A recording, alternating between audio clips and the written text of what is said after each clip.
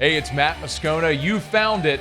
It's AFR LSU, your home for daily content on your favorite team, Fighting Tigers of LSU. And we're proud to be presented by BetUS, where this football season, get a 150% bonus on your first deposit and a 125% bonus on your next two deposits up to $2,000. Be sure to use the promo code YouTube150. Now, enjoy the video.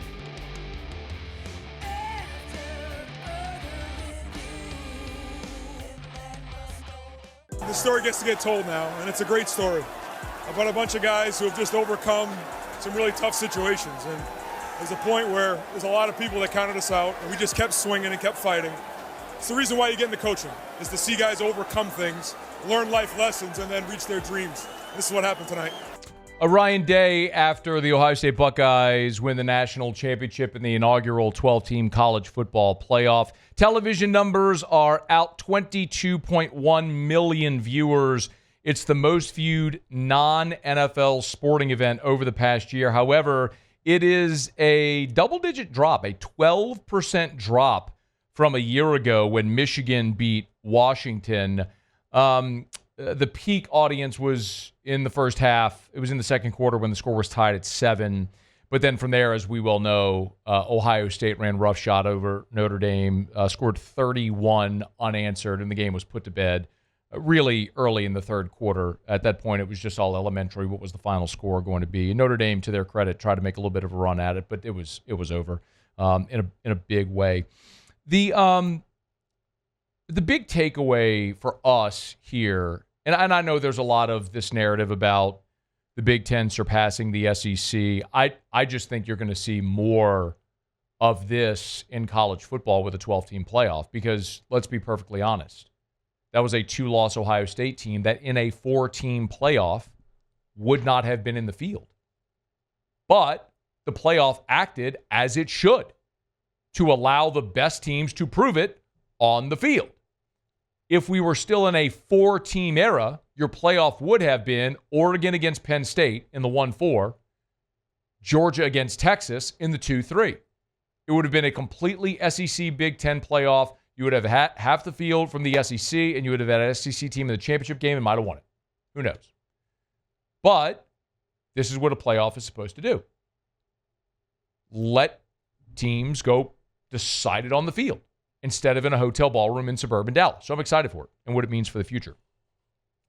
But locally here, meaning in Louisiana as it pertains to LSU, the big takeaway should be that we can put to bed the silly narratives from Notre Dame people and nationally about Brian Kelly being the thing that was holding Notre Dame back. We'll get right back to the video. My pleasure to tell you once again about our partners this football season at BetUS, where right now you can get a 150% bonus on your first deposit, 125% bonus on your next two deposits, up to $2,000 when you use the promo code YouTube150 to go place your bets. Let me show you how easy it is to place your bets. And let's look at futures bets. The college football season's over. So what about the 2025 championship? You go to football at BetUS. You select college championship future bets. And here are the odds for next year's national championship. Ohio State, the betting favorite. Texas, Georgia, Oregon. There's LSU at plus 2,000. If you believe with Garrett Nussmeier back, this portal class, this team is destined for the college football playoff, you probably won't see a number better than plus 2,000. So let's go ahead and jump on that now and watch how this could pay out, as a matter of fact. If we wanted to bet on this future right now, plus 2,000, $25 could win you $500 if it hits. Now, you got to wait a long way for it to pay off potentially.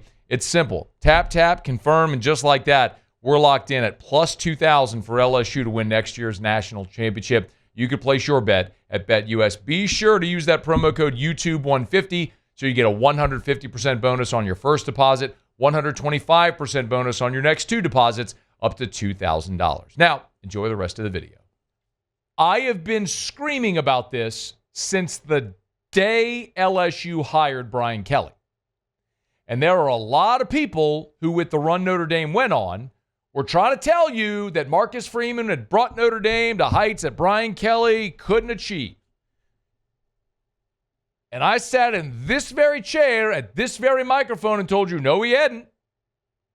Because, like I just said about Ohio State, but for an expanded playoff, Notre Dame wouldn't have even been in.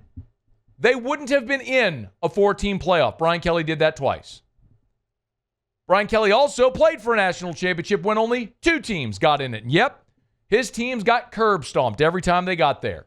Why? Not because Brian Kelly forgot how to coach. Because he ran up against NFL rosters that kicked the crap out of his team of really good college football players. Sound familiar? Yeah, because we saw it again on Monday night. You had an Ohio State team that cost a reported $30 million in NIL. I don't know if I believe that number, but I believe it was 20. The number I was told for Ole Miss was 18, and I certainly believe that Ohio State touched or maybe surpassed that number. You watched it. Notre Dame threw everything at Ohio State in that first drive. Was it 18 plays, chewed up 10 minutes of the first quarter? They got in the end zone. Boy, did that look hard, though, didn't it? And then what happened? Ohio State got the ball, went right down the field and scored. And from that point, the remainder of the half, Ohio State had 3 yards on 7 plays. Ohio State scored 31 unanswered points. It was over. It was an ass-kicking up and down the field in every way. And then Emeka Egbuka fumbled when Ohio State was going in again. And credit Notre Dame, they didn't quit fighting. I mean, they played really hard. But that was never in doubt. And just when you thought that maybe Notre Dame was trying to make a game of it, Ohio State put together the drive, went up 2 scores again, it was over. It was not competitive. And this is not in any way to be disparaging to Marcus Freeman or the Notre Dame players. I think that was a good team, and he's a really good coach, and they had a great run in the playoff and got all the way to a championship game. But the point in this isn't to unearth the Brian Kelly, Marcus Freeman debate again. It's to tell you, to illustrate to you, as someone who follows, supports, cares about LSU, that no, Brian Kelly wasn't the problem at Notre Dame. The shortcomings in the national championship games or the college football player weren't because Brian Kelly couldn't coach in the big game or Brian Kelly was a lazy recruiter. It's because Notre Dame has a self-imposed glass ceiling. If you care to, and it's the great thing about the digital era, everything's recorded, you can go back to the show I did right here the day LSU hired Brian Kelly. And I told you something, not that I was guessing at, something that I know firsthand. Having lived there and know a lot about Notre Dame.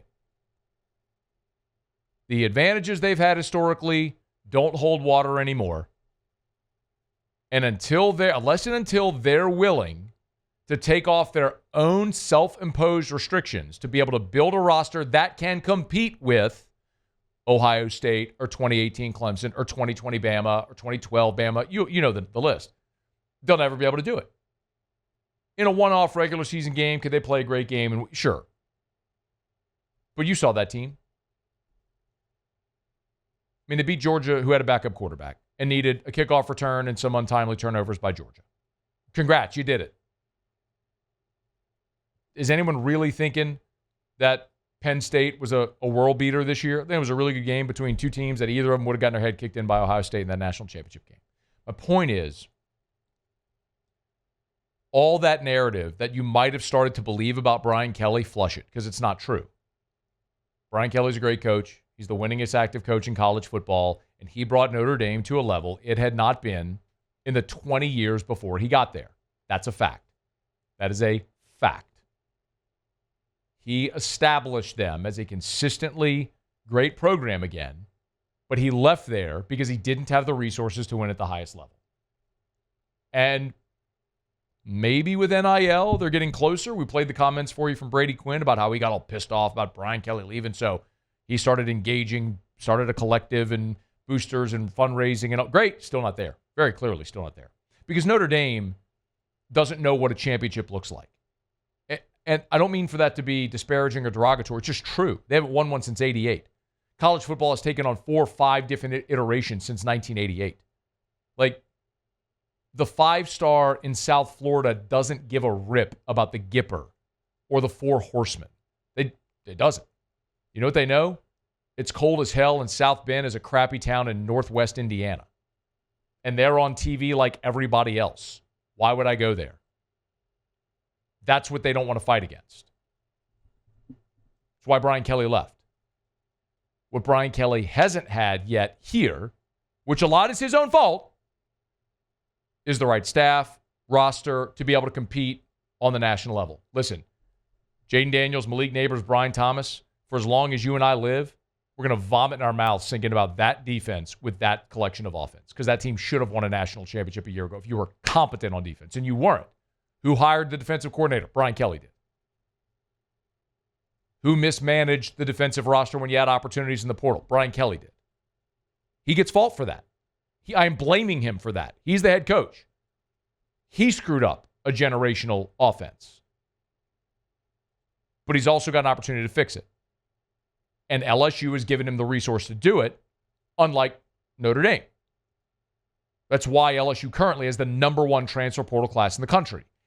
And you've got a 4,000-yard passer returning, and you've got a great running back returning, and you've got Chris Hilton and Aaron Anderson returning, and you've got a top 10 recruiting class coming in. You got it all now. So I'm telling you right now how I feel today. But if in 1 year from now, remember what I told you on signing day? What did I tell you? I said in this chair on signing day, I said, talk to me in a month. When everybody was freaking out, Bryce Underwood, Kate, I said, talk to me in a month. Because what they did was they said, we're not going to overspend on high school kids. We're going to take that money and instead we're going to go into the portal. And what have they done? Number 1 portal class, and everybody feels a lot better, don't they? So, talk to me in 1 year. If in 1 year we're sitting here and LSU with this roster does not make the 12-team college football playoff, then I will tell you, Brian Kelly, there is a ceiling on where he will get you, and it's not where you want to be. But I think this roster for 2025 is plenty good enough to get into the college football playoff. And if they're not, we'll have a different conversation. But I have a sneaking suspicion LSU will be in the playoff and could very well be playing in the last game with the roster they've assembled right now. But time will tell. The one thing we know for certain, Brian Kelly was not Notre Dame's problem. Marcus Freeman is not a bad coach. Notre Dame is Notre Dame's problem and will continue to be until they decide it's not going to be a problem.